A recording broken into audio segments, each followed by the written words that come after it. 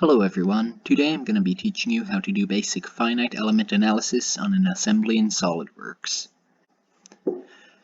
Before you can start the simulation, you need to verify that there's no overlap in your model.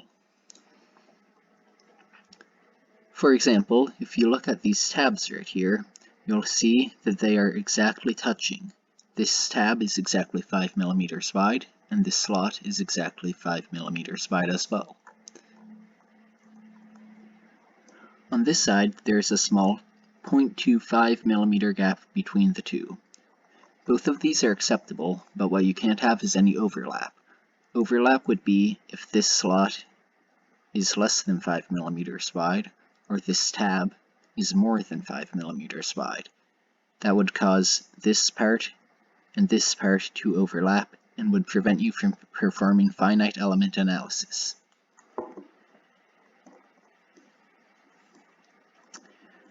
Once you've verified that there's no overlap in your model, you can begin the finite element analysis simulation. To do so, click on the Simulations tab in the top.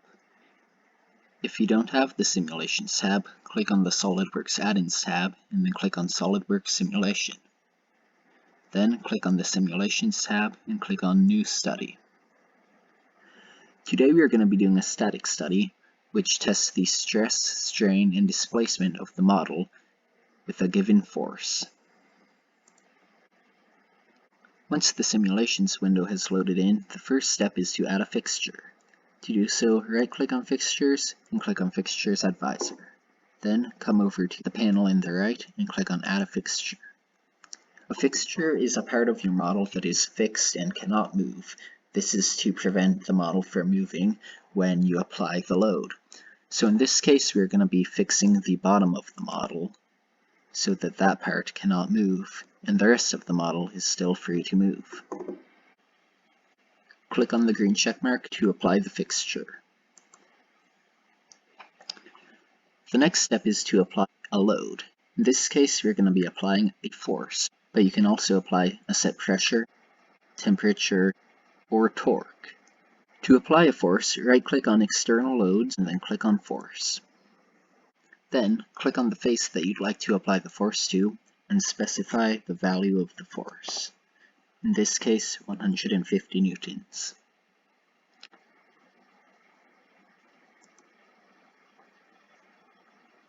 Next, you want to specify the material. To do so, click on Apply Material in the top. When you click on Apply Material, a menu will come up. That's for some reason not showing up on the video, but I'll include a screenshot.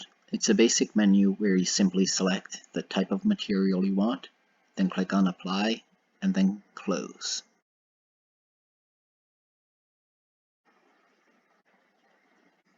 Now the next step is what makes finite element analysis in an assembly different from finite element analysis on a single part, and that is to add connections.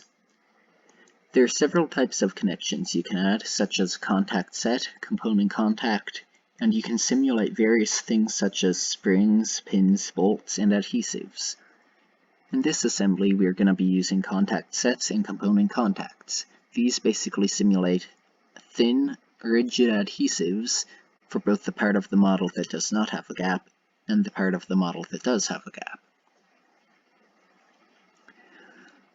So for the part of the model that has no gaps in it, we can use component contacts.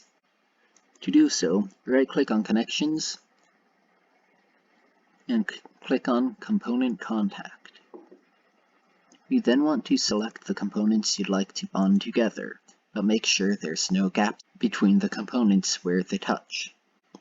A component contact only works for touching faces, and it applies the adhesive connection to all the touching faces between the selected models. So in this case, it'll apply fixtures between these touching faces here, here, there, there, there, and the same on the other side.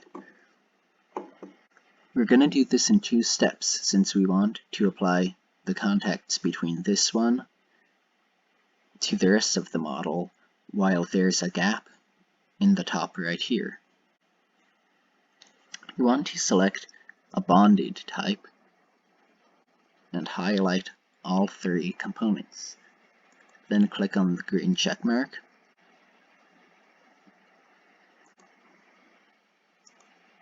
and repeat this step for this joint on this side. Now, in order to bond these two parts together at this joint with the gap, you need to do what's called a contact set.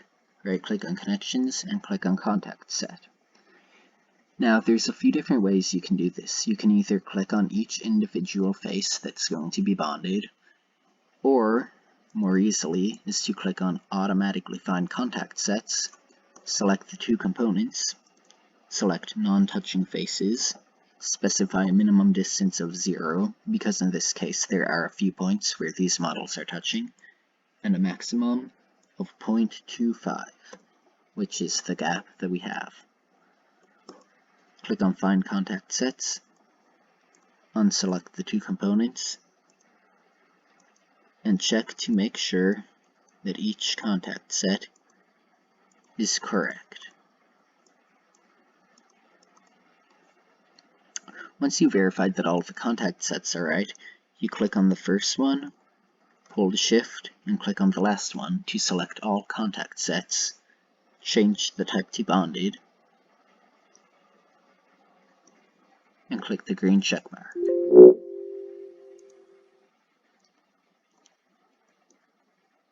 Once this is complete, you can go ahead and run the study. You can do so either by clicking Mesh and Run on the panel on the right, and then clicking Run this study, or clicking Run this study in the panel on the top. It'll then load in a menu and start solving the finite element analysis simulation. You can then view the displacement, strain, and stress of the model. The displacement is an exaggerated displacement because, as you can see, the maximum displacement is 0.00248824 meters, which is significantly less than the displacement shown here. It shows an exaggerated version of the displacement so you can more easily tell what parts are being displaced and by how much relative to each other. You can view the different parameters such as strain and stress by clicking them in the panel. If you want to make changes to the finite element analysis simulation, you can do so by right-clicking any of these components and editing them. For example, you can add more fixtures, or you can go in and delete component contacts or contact sets, or you can add more by right-clicking on the Connections button. We are going to be editing the external load in this case by clicking the drop-down menu and double-clicking the force. You can change the value and then click on Run this study again to apply the changes.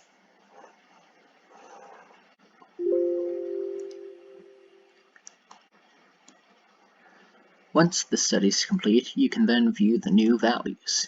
In this case, the amount of stress exceeds the yield strength at this point, which means any color above here exceeds the yield strength, while any color below here does not.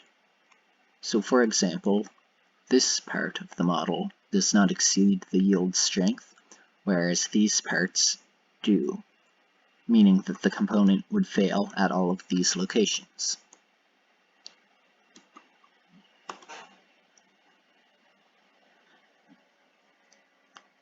That covers the basics for finite element analysis in SolidWorks. There's a lot more different types of bonds and studies you can do, but this is the basics for performing finite element analysis on a basic welded or glued structure. Feel free to leave a comment below with what you'd like to see next.